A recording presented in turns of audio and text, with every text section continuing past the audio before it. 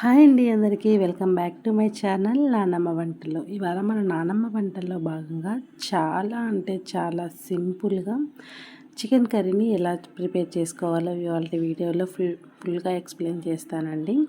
Taste అయితే చాలా అంటే చాలా బాగుంటుంది. అండ్ దెన్ చాలా తక్కువ టైంలోనే అయిపోతుంది.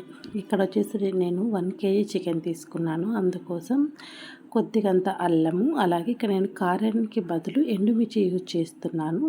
అలాగే కొద్దిగంత కొబ్బరి, అలాగే ఒక్క తెల్లగడ్డను వేసుకొని మెత్తగా కొన్ని వాటర్ వేసుకొని మెత్తగా పేస్ట్ లాగా చేసుకున్నాను.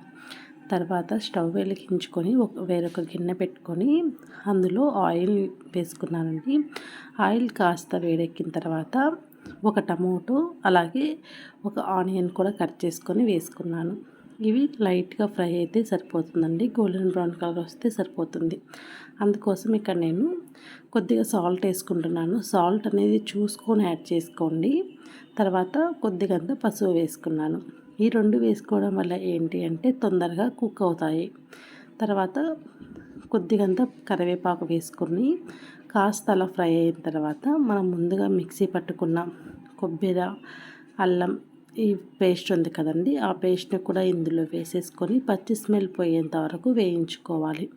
ఇక్కడ మీరు ఎండుమిర్చి ప్లేస్లో కారం పొడైనా యూజ్ చేయొచ్చండి. కాకపోతే కారం పొడికి ఎండుమిర్చికి కాస్త డిఫరెన్స్ ఉంటుంది. కావాలంటే ఒకసారి ఇలా ట్రై చేసి చూడండి.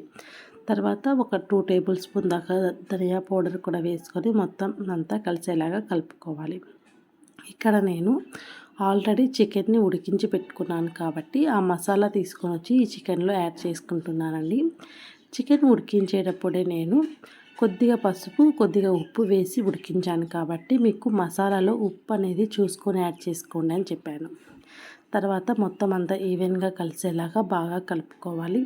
ఇలా మనం చికెన్ ముందుగానే ఉడకబెట్టుకోవడం వల్ల ఏంటి అంటే చికెన్ కర్రీ అనేది మనకు చాలా తొందరగా అయిపోయినట్టు అనిపిస్తుంది. అండ్ దెన్ టేస్ట్ కూడా చాలా బాగుంటుంది. తర్వాత ఒక 5 మినిట్స్ ఇలా ఉడికిన తర్వాత తగినన్ని వాటర్ని యాడ్ చేసుకొని మంటను సిమ్లోకి అడ్జస్ట్ చేసుకొని ఒక 10 మినిట్స్ పాటు మనకు ఎంత కన్సిస్టెన్సీ కావాలో, గ్రేవీ ఎంతవరకు కావాలో అంతవరకు ఉడికించుకొని ఆఫ్ చేసుకుంటే మనకు ఎంతో ఏమీగా ఉండే చికెన్ కర్రీ అనేది రెడీ అయిపోతుందండి. చూస్తారు కదా ఎంత సింపుల్గా అనిపించిందో. టేస్ట్ కూడా ఆసమ్ ఉంటుంది.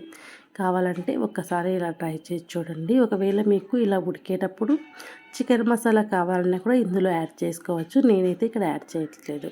Okay friends, bye.